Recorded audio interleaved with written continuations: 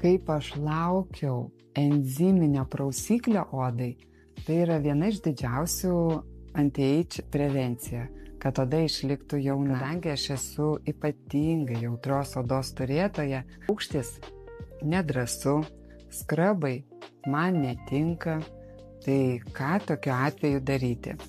Gavome Forlet enziminį valiklį ir galiu daugiau apie jį papasakoti, kodėl jisai tinka ir kodėl aš rekomenduoju vieną kartą per savaitę. Enzimai tai yra tokie ingredientai, kurie tarsi atpažįsta susikaupusi keratiną, kurį reikėtų pašalinti. Ir jis nenuskrabina keratiną perteklinį, o jį ištirpdo. Ir ištirpdo labai saugiai, nepažeidžiant mūsų odos. Nuskamba kaip iš fantastikos, bet ir oda atrodo kaip iš fantastikos.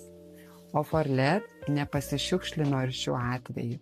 Į sudėtį įdėjo hidrolizuoto kolageno, kad gink Dieve nepakenktų nei vienai mūsų odos ląsteliai. Tai tikrai labai džiaugiuosi, kad galiu į savo dienos rutiną integruoti enziminį prausiklį. Jeigu tau nedrąsu, pabandyk su mano asmeniniu kodu BEŽA15. Turi klausimų? Rašyk man asmeninę žinutę.